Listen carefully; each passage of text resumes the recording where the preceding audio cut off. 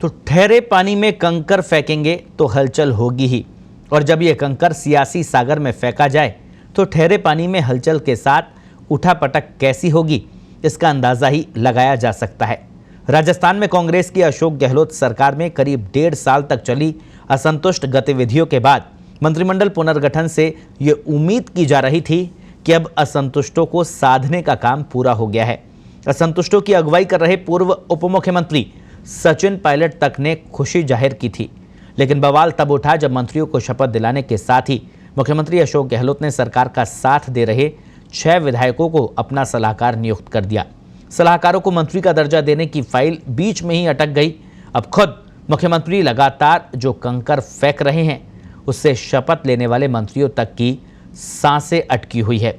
आखिर कैसे, देखिए इस खास रिपोर्ट में।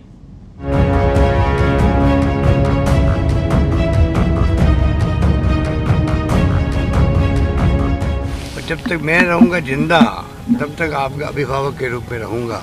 सुना आपने, राजस्थान में सियासी संकट के दौरान 11 अगस्त को अपने विधायकों के लिए क्या कह रहे हैं मुख्यमंत्री अशोक गहलोत।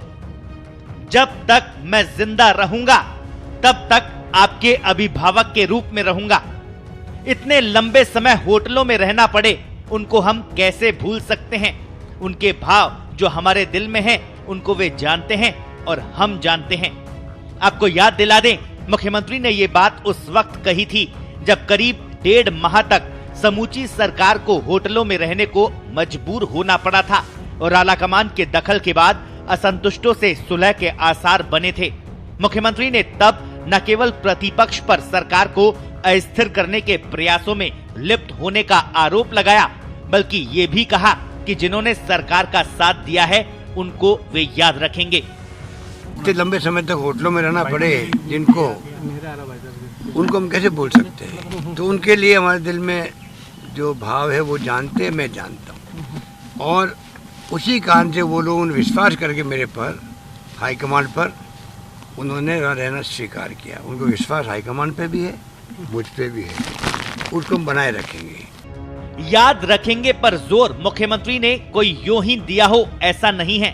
दरअसल जब तत्कालीन उप मुख्यमंत्री और प्रदेश कांग्रेस अध्यक्ष सचिन पायलट की अगुवाई में असंतुष्ट विधायकों ने बगावत की, तो निर्दलीय और बसपा से कांग्रेस में आए 6 विधायक मुख्यमंत्री के पक्ष में खड़े रहे थे। इसीलिए मुख्यमंत्री ने बगावत के सुर थमने के बाद भी दर्जनों बाद ये कहा कि वे साथ देने वाले विधायकों को हमेशा याद रखेंगे। सुलह का फॉर्मूला क्या रहा, ये तो आज तक खुलासा नहीं हो पाया, लेकिन मंत्रिमंडल पुनर्गठन की कवायद के बाद आलाकमान के प्रतिनिधि अजय माकन और खुद सचिन पायलट ने यह स्वीकार किया कि फेरबदल से सब खुश है और इससे कांग्रेस को ही फायदा होगा। 30 मंत्री बन सकते हैं, 30 मंत्री बनाए हैं, लेकिन कोशिश यही की गई है कि इसमें किसी को छोड़ा ना जाए। हर तबका, हर समाज और हर क्षेत्रीय भौगोलिक दृष्टिकोण को देखते हुए ये इसका निर्माण किया गया है। जैसे मैंने कहा, इसमें SC, ST, महिला, इनका जो रिप्रेजेंटेशन पहले था वो कई गुना बढ़ा है। ये अपने आप में मैं समझता हूँ बहुत महत्वपूर्ण है और इसका हम सबको स्वागत करना चाहिए। लगने भी लगा था कि कांग्रेस की सियासत में अब सब कुछ ठीक ठाक हो चला है, लेकिन शपथ दिलाने के अगले दिन ही नाराज विधायकों के तेवर सामने आने लगे। मंत्री न बनाए जाने को लेकर चिट्ठी बम से लेकर बयानों के तीर भी खूब चले।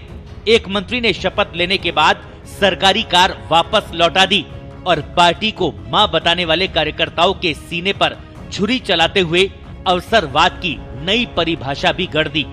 सियासी तीर कांग्रेस विधायकों ने तो चलाए ही, प्रतिपक्ष ने भी मुख्यमंत्री के सलाहकार बनाने और संसदीय सचिवों की नियुक्ति की तैयारी को चुनौती देते हुए राजभवन तक शिकायत कर दी। मजबूरन संसदीय सचिवों की नियुक्ति के साथ सलाहकारों की हैसियत को लेकर असमंजस का दौर शुरू हो गया है। ये पहला मौका है देश के अंदर जब किसी मुख्यमंत्री ने अपने ही विधायकों को, जिनको वादा किया था कि उनको मंत्री परिषद में शामिल करेंगे, कुर्सी देंगे, उन्हें खुश करने के लिए सलाहकार जैसा पद का सृजन किया है। कॉन्स्टिट्यूशन में कहीं भी सलाहकार शब्द का समावेश नहीं किया गया है। मैंने महामहिम राज्यपाल को पत्र लिखकर कड़ी आपत्ति जताई है। अब लगता है सियासी ताश के पत्ते दोबारा फेंटे जाएंगे। मुख्यमंत्री अशोक गहलोत ने इसके संकेत दे ही दिए हैं। बसपा से कांग्रेस में आए विधायकों के साथ निर्दलीय विधायकों में असंतोष की खबरों के बीच मुख्यमंत्री ने इसे दोहराया कि जिन्होंने सरकार बचाई उन्हें भुलाया नहीं जा सकता। ये भी कहा कि मंत्रियों की रिपोर्ट खराब हुई तो आला कमान एक्शन ले सकता है, यानी तलवार हमेशा लटकी रहने वाली है। सियासी दांवपेच अपनी जगह है और कानून अपनी जगह। कहा तो यही जा रहा है कि संसदीय सचिवों का मंत्री पद का दर्जा देने की कवायद कानूनी अड़चनों के कारण ही नहीं हो पा रही। इसीलिए असंतोष थामने के लिए मुख्यमंत्री ने ये नया शिगुफा छोड़ा है। अब देखना यह है कि असंतुष्टों को साधने के लिए मुख्यमंत्री और कांग्रेस आलाकमान के अगले कदम क्या होने वाले हैं। स्पेशल रिपोर्ट, पत्रिका टीवी।